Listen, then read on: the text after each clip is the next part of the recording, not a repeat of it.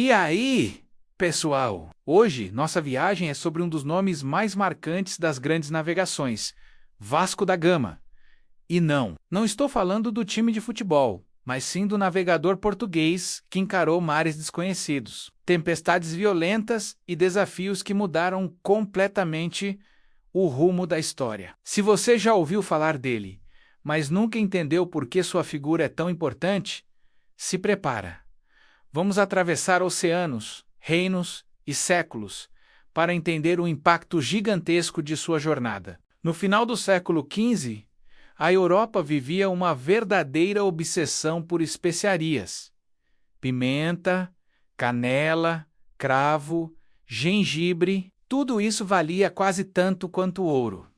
O grande problema? A rota até a Ásia era longa, cara, e controlada por comerciantes árabes e italianos, que dominavam tanto as rotas terrestres quanto o mar Mediterrâneo. Portugal, que já era experiente na navegação pelo Atlântico e pela costa africana, queria romper essa dependência de uma vez por todas. O grande sonho era achar um caminho direto para a Índia, contornando o continente africano. Era um plano arriscado, ousado e completamente inédito. É exatamente nesse cenário que surge Vasco da Gama, um personagem decisivo nessa aposta. Nascido em Sines, por volta de 1469, filho de um fidalgo menor, ele cresceu em um ambiente onde navegar era parte da identidade nacional portuguesa. Naquela época, a cartografia avançava a passos largos, os astrolábios ficavam cada vez mais precisos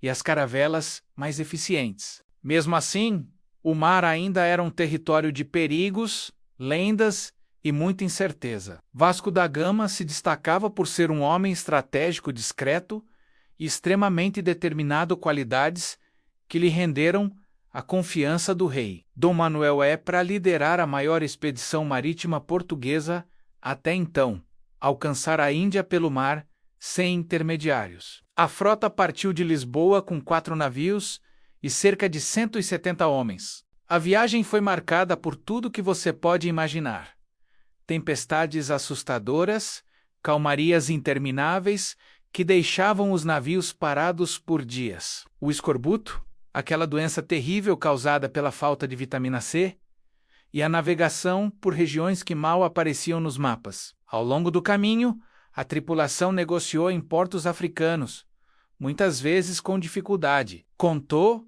com a ajuda de pilotos locais que conheciam aquelas águas e, finalmente, cruzou o imenso e desconhecido Oceano Índico. Depois de quase um ano no mar, eles chegaram a Calicut, na Índia. Mas a missão estava longe de acabar. O cenário ali era bem complexo, reinos poderosos, religiões diversas e principalmente comerciantes muçulmanos que não simpatizaram nem um pouco com a chegada dos portugueses. Vasco da Gama tentou negociar especiarias, mas os presentes que ele ofereceu, como roupas e chapéus, foram vistos como objetos de pouco valor. Quase uma ofensa. Ainda assim, ele conseguiu um carregamento modesto e iniciou a longa jornada de retorno. A viagem de volta foi ainda mais brutal. Muitos homens morreram de doenças e fome, e um dos navios precisou ser abandonado no meio do caminho, porque não havia tripulação suficiente para manejá-lo. Mas nada disso ofuscou o feito histórico. A prova estava ali, nas mãos deles. A rota marítima para a Índia existia e podia ser navegada. Quando Vasco da Gama retornou a Portugal, foi recebido como um verdadeiro herói. A missão que antes era considerada impossível, agora era uma realidade concreta. Portugal acabara de abrir as portas para uma nova era do comércio mundial. E junto com ela, a ascensão dos grandes impérios coloniais europeus. Se essa jornada pelos mares com Vasco da Gama já te surpreendeu, deixa aquele like, se inscreve no canal e ativa o sininho para não perder nada. Aqui, toda semana, tem uma nova viagem pela história da navegação. E olha, nos cards você encontra outros vídeos que ampliam essa rota rumo aos mistérios e conquistas do passado. Mas a história não para por aí. Após o sucesso da primeira viagem, Vasco da Gama retornou à Índia em 1502, mas dessa vez com um propósito completamente diferente. A missão já não era mais explorar, mas sim impor o poder de Portugal. Ele liderava uma frota muito maior, melhor armada e com instruções claras para estabelecer o domínio lusitano a qualquer custo. O objetivo era garantir rotas comerciais seguras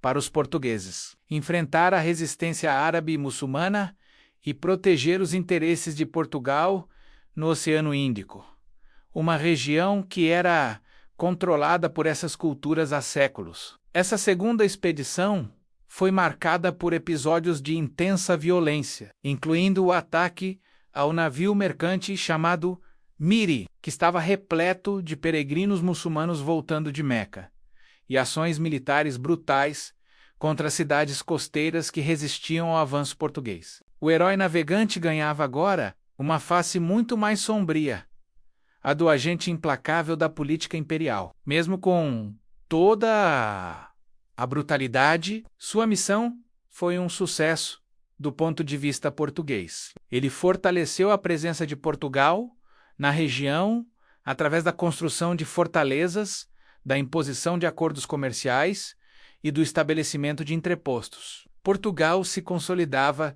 de vez como uma potência marítima global. Anos mais tarde, já envelhecido, Vasco da Gama voltou à Índia pela última vez. Em 1524, nomeado vice-rei pelo rei Dom João III, era o cargo mais alto da administração portuguesa no Oriente.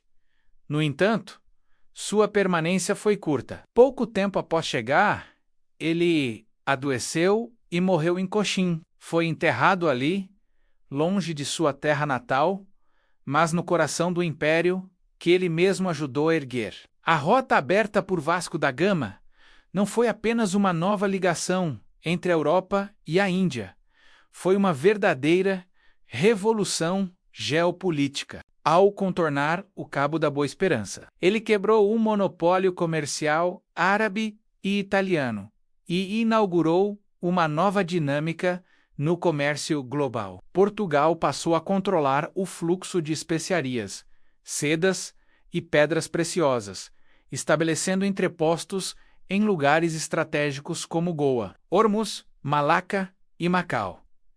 Esses pontos se tornaram a espinha dorsal de um dos primeiros impérios globais da história. O impacto de sua viagem, porém, foi muito além. Outras nações europeias, inspiradas pelo feito português, se lançaram ao mar com força total. Espanha, Inglaterra, França e Holanda iniciaram suas próprias expansões, dando origem ao que conhecemos como colonialismo moderno. As viagens de Vasco da Gama mostraram que os oceanos não eram limites intransponíveis, mas sim pontes que conectavam o mundo. E ele foi um dos principais arquitetos dessa conexão planetária. No Brasil, o nome dele permanece vivo em ruas, escolas, monumentos, estátuas e, claro, no famoso Clube de Regatas Vasco da Gama, fundado em 1898 como uma homenagem direta ao espírito aventureiro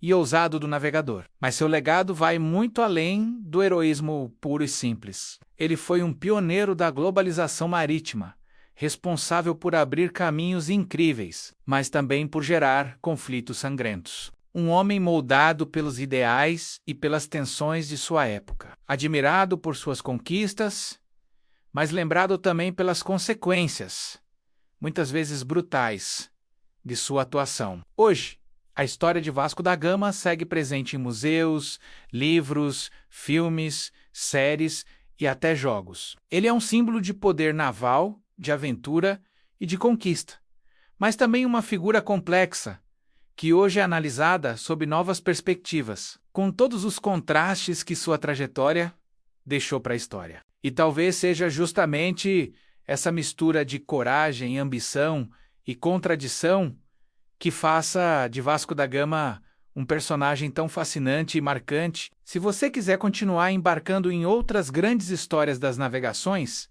escolha um dos vídeos que estão aparecendo aí nos cards. Ainda há muito mar pela frente e as velas da nossa curiosidade continuam erguidas. Obrigado por assistir e até a próxima.